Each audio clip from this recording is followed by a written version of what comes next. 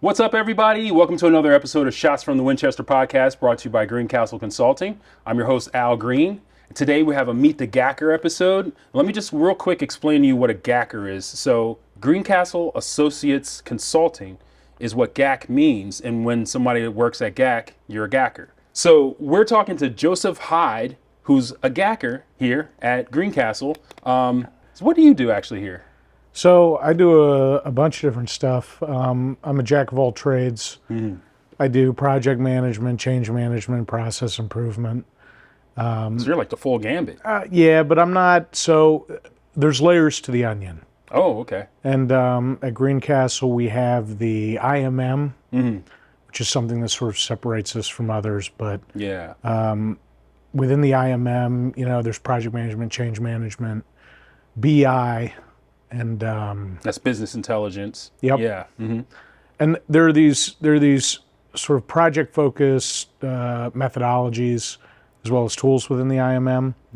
And what I do explicitly is just a fusion of those for the particular client Nice. I happen to be working for. But yeah. So depends on what day it is. Yeah. And depends on the client. Yeah.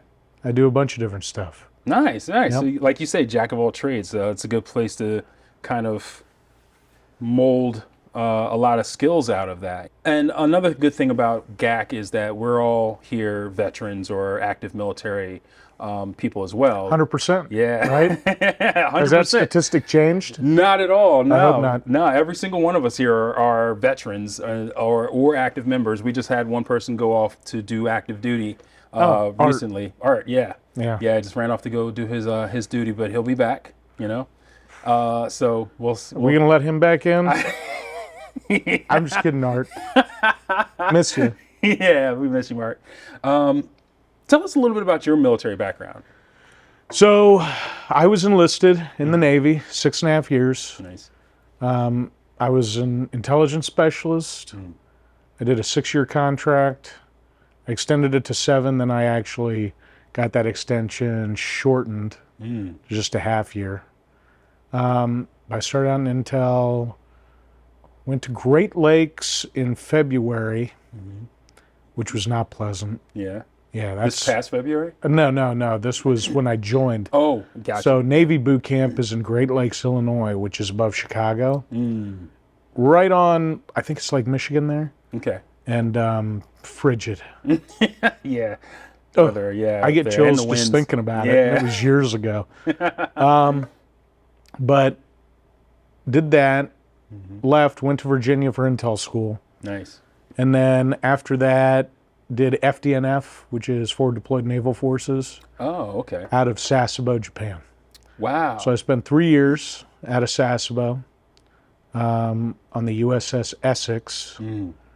And, I don't like to brag, but some of the toughest duty in the Navy. Yeah. So you spent 3 years in Japan then? Yes, kind of. Okay. So the boat tempo was something along the lines of 9 months on the water, 3 months in port, Gotcha. but in like 3-month stints. Yeah. So I did spend some time in Japan, but it was probably only like tops 4 or 5 months a year. Okay. And then the rest of the time we were underway. Nice. Was out there for a lot of stuff, a lot of humanitarian aid, disaster relief stuff. Fukushima, Daiichi. Fukushima, yeah. You were out there for that? Yep. Wow. So, I don't know, actually, what I'm allowed to say. Might still be classified. But we're in Malaysia when that all happened, and we had to respond. And of course, it wasn't known at the time that the plant was melting down. Or having a meltdown. Yeah. And so... I remember that time, there was a lot of information that just wasn't coming out. Like there was some pride issues or something going on back there, but they just weren't putting out that information. Well, yeah, it's still, I don't have the details. I can't speak to exactly what went on. I don't remember partially, and partially, I don't think I ever read up on exactly, what the after action report said on all that. Yeah. But information was slow to be learned. Let's just put it like that. Without a doubt, yeah. And that radically altered the naval response to the island. So, yeah. So let me dig into this. So you went in. You're from an intelligence perspective, coming out of the military. Did that help you in any way when you transitioned into civilian workspace? Because I think what it is, a lot of active members, service members, or veterans coming out of the military, looking for something to do as a civilian, don't necessarily recognize the type of skills that they have that could transition into maybe a position like what you're doing now. Yeah, I think being an analyst helped, right? You certainly learn techniques of analysis, and you learn how to do presentations on either raw intel or data that's been derived. Yeah. So I think that from the intel perspective, that definitely helped. From the Navy perspective, the sailor perspective, of course, the coming from the best branch of the military is obviously going to prepare you for every challenge that faces you in the civilian world. Yeah. I'd just like to point that out. That's a good deal. I love that. Let's get into a little bit of you personally. In terms of hobbies, Yeah. I have a daughter, 8 months old. That's my number one hobby. Congratulations. Thank you. Yeah, that is a duty. Yeah, it is. But she's a lot of fun. Yeah. So I get to spend time with her. Nice. Spend time with the wife, giving the wife grief. That's probably my second favorite hobby. Yeah. After the daughter. And then, I would say, yard work is my hobby to an extent. More so, it's a Zen activity. Right? Like when you're done doing, putting in your hours at GAC. Yeah. And you got some free time and the wife lets you leave the house. I like to put on a podcast or some music. Yeah. And just do what I got to do in the yard. And it's not, it's not like you got to find an excuse to do it so much because everything grows so quickly out here. I'm constantly fighting back nature. Yeah. It's a never-ending battle. Yeah, nature is definitely, especially in Pennsylvania here, Yeah, it's not delicate. You got some pretty rural areas. Sometimes I wake up and that flower thing from Jumanji will be looking in my window. And I gotta, Gotta do something about it. Yeah, I gotta go out there with the chainsaw and get messy. But well, at least we don't have like man-eating plants or anything like that. Not yet. Feels like it's coming though. Giving it time, Yeah. That's actually a good conversation to like segue into some technology. Speaking of how we do things as far as project management, improvement, things like that, and then businesses. A lot of businesses are starting to use AI, like Chat GTP, things like that, in order to like balance out or speed up their work process. How do you feel that might transition as we move forward? Like I feel like in about I was saying 5 years, but now I'm saying 2 years. I think we're going to see a complete different field of work coming out based on AI. Yeah, I think it's going to be involved in everything. How effective it is, how much rework it might require, things like that. I think there's still a lot of kinks to work out. Yeah. But it's very impressive. Yeah. Even Chat GPT, I've used Chat GPT just for some like student stuff I've done to like basically if I come up with a model for some data or something, I've used Chat GPT to refine the model or maybe change the model to show me something a little more nuanced. And it doesn't pick up immediately. Yeah. You sort of have to walk through a series of questions and hone in on what precisely you're looking for. But just the ability to dialogue with an artificial intelligence and trial and error your idea with something is so capable and with such a sort of rich endowment of knowledge that it can just access. Yeah. It's game changing. It's like Jarvis from Iron Man. Yeah. You know? Honestly, yeah. When it gets going, Yeah. that's the level it'll be at. Yeah, honestly, I mean, like being able to control things, being able to be in charge of like autonomous vehicles, on the ground and in the air. You know, like some people feel that's probably going to be a bit unnerving. You know, it's kind of like I remember back in the early 2000s when cell phones stopped having buttons and it was just screens, and people were like, "Where's my buttons?" The good old days. The good old days and the flip phones and your razor. Everybody had a razor. Oh, I don't know why that was so popular of a that phone. was the big thing. It was so cool, man. So thin and small, I guess. Everybody was just like, look how sleek I am, I guess. I don't know. I tried to push one with my fat thumb. I ended up hitting 3 numbers at once. We're not meant to actually type with our thumbs, but this is what happens. So. Yeah, exactly.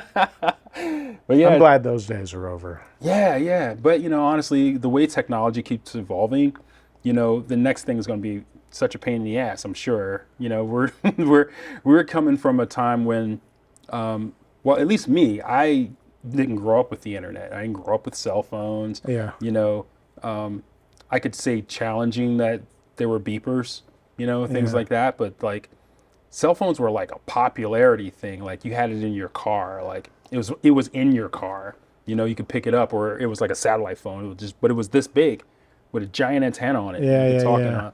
In the movies, they used to have a guy. There's always the guy in the movie theater with the first cell phones where they'd ring, and he'd pull out this huge box from his blazer. Pull the satellite and he'd dish go, out. "No, get him for $1 million, nothing less." Right? Buy, sell, buy. But it's radical how quickly everything changes. Right? It's the landscape is yeah. incredible. You think about the first personal computers back in the late 70s, first video games, platforms, Atari, you know, game systems started back in that late 70s, you know, time frame. And from there, we're talking 35, 40 years of evolution in that technology to where now there's video games that you can't even tell the difference whether or not you're in reality or what the hell's going on. Especially some of these new shooter games that I've seen. It's like the realism is probably a little bit too real, you know, for some of them. But seeing that, and then also seeing things like deep fakes, where you have like Tom Cruise's face on somebody else and he's moving around doing stuff and you think it's him and it's his voice. He's jumping on Oprah's couch. Yeah. Shooting lightning out of his hands. All the good stuff. All the good stuff. Yeah, technology is definitely in that realm, but yeah, it's amazing how quickly things change. Yeah. You know, I came back to GAC actually in what was it? When did I come back? 21, I think. And then I was here in 19. And that's a good person. I didn't know you had that history. Well, tell me a little bit about that. well, talking about radical change. Like when I was here in 19, we had a different office. We had a much smaller crew. I think Joe Crandall had just bought the company from Selwyn, who was one of the original owners. GAC has almost transformed as much as the technological landscape. Yeah. And it's really, it's impressive. And I know, so this is intended for potential future GACers? Potential for future GACers, because a lot of times I think people who are looking to work for GAC will watch this video, watch videos like this, especially the Meet the GACer episodes, because it gives you an impression of who we are, who our culture is. Unbelievable company. Yeah, absolutely is. Great company. Yeah. If I could scream it from the mountaintops, I would. Right Yodel now. it. Yeah, truly. I mean, I'd be yodeling out there. I'd have my Alp horn, that big long thing they got. I'd give that a blow. But just going from 2019 to now, almost as radical a change as, you know, going from the big box phone to the iPhone. Yeah. Right, in terms of Joe realizing his vision for everything. Yeah. And it's a remarkable place. Yeah. The people, in particular, really make it special. And I think that also would comes say. into our military backgrounds. I think that's the commonality that we all have. Yeah. Another thing that I found comfortable when I came here was that veteran camaraderie. Well, we're all a little bit mad, Yeah. right? Yeah. You look around and you're like, is anybody else thinking this crazy thought? Yeah. Everybody's like, yeah. Yeah. Yeah. And you're like, oh, I'm home. Yep. Yeah. I found my people. Yeah. But no, it's really great. It's an excellent company. You know, the benefits and the work, great, meaningful. I don't know how much we can sort of get into the company stuff, but Yeah. everything's very transparent. You know your path forward to do good work, Yeah. improve your position, all that's clearly defined. And it's the best company I've ever worked for, Yeah. hands down. I think the important part is I'm a remote worker, so I don't get down here as often as I'd like to. Yeah. But when you come down, it's a great place to be. Yeah. Everybody welcomes you in. You get to go through all the training everybody else goes through. You get to participate in all the company endeavors, and they do all kinds of events Yeah. too. Yeah. Not only charity events that you can participate in, but company events like getaways, retreats, things like that. Yeah, we have a camp out thing that we do. This is awesome. Yeah. We have our family day. Also, because this episode will probably air right before that, we also have Vet Fest, which we're branding actually as Greencastle. So Vet Fest is awesome. So basically, we have veteran vendors, but basically a whole festival focused around veterans and all the things that are important about being a veteran in general. So Yeah. a lot of fun things, family friendly, everything like that. So and that's September 16th. So Come on out. that's coming up. So guys, Check it out. Definitely, especially if you're a veteran and you're in the area, definitely come out and bring your family. I'm going to try and make it down. Yeah. I have you this should. thing going on though. I have this thing going on called the event curse or the GACer curse. Yeah. I do. Something is always happening. Like my brakes don't work on my car, Something happens like or I'm being called into meetings that weren't on the calendar. Things like that. Yeah, yeah. Anytime. Yeah, you're event pro. You're what is it? What's a good word for this? I was going to say event prone, but that's kind of like a different. Yeah, thing. no. Like, It's it'd like be more like it's like the universe is pulling me away from enjoying Yeah. my time here every Yeah. now and then. And I don't know. Yeah. I don't know why that is, Yeah. but I'm trying to change that. That's why I'm Yeah. here with you today, Al. That's awesome. I'm glad you are, because like it is kind of rare that we see each other, typically. Yeah. But whenever we do, your energy is always awesome. I love seeing your smile. You come through. It's just like, hey, Nice. I love that. It's great energy for sure. No, I appreciate it. Yeah. I try to keep it up with coffee Yes. and Monster Zero. No sugar. No Yeah. sugar. Yeah. One last thing we want to jump into: a little bit of leadership tips, something like that. We like to leave people with something to give them some kind of an idea of the right way to operate. Leadership, whether it's leadership, whether it's a story of something that was successful for you in your business, anything like that. What do you have? Yeah, I would say I got two things. Okay. Thing number one is anytime it's about accomplishment or getting things done or improving your position. I think of this quote, and I think it's by Hemingway, but I can't be sure. The easiest way is to just do the thing. Yeah. That's it. Yeah. Number one. Anything you're like, I need to do this, or I want to try that, or go here, or this, that. Just do it. Yeah. Nike, right? Isn't that Just the do Nike it, logo? yeah. Easiest way is to just do the thing. That's what I think of. In terms of leadership, you always want to be the last guy out. Right? I'm sure lots of folks say that on here. Yeah. First guy in, last guy out. And then I will say, for those of us who aren't rock stars. I don't count myself among the rock stars at GAC.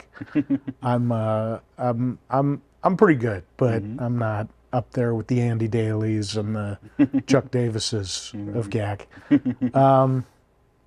You know, I just apply constant pressure to whatever I'm doing until it's done. Nice. That's sort of my secret to success. That and adopting, you know, that servant leadership mentality. I work in the service of others, and I just apply pressure till it's done. Yeah. And you mix that with effective communication, and, you know, you're always going to succeed. That's smart. I think. That's smart. I'm not the strongest, fastest, or smartest guy on the team, but I will be the guy that, you know, is there for days waiting in line till the door opens. Yeah. I can do that. Nice. And I try to be the best at that thing I'm good at. Yeah. It's one of the things that I learned a lot from this podcast, actually, and speaking to people like Larry Boa, you know, who's, you know, a legend in the Philadelphia Phillies and elsewhere. But they all said the same thing. And a lot of them also talked about how failure helps improve your abilities moving forward, especially as a leader. You're recognized as a legend later, you know? Like, people might recognize you, especially, even though you say, hey, my stature is kind of small. It's not, you know, like one client, one moment, you putting your hands in something or just going just a little bit above and beyond, and that client gives you what we call a GACer, you know? Yeah. You're a hero, you know? You just brought something to the table that puts you up another notch. You made somebody's life or a couple of people's lives a little easier. A little easier. Momentarily. Yeah. And that's a good thing. That's what you want to do. That is, you know, and that's smart. Apply pressure, keep going at it. It's like, you know, anything you do, if you want to get it done, you got to do it. Yeah. You know?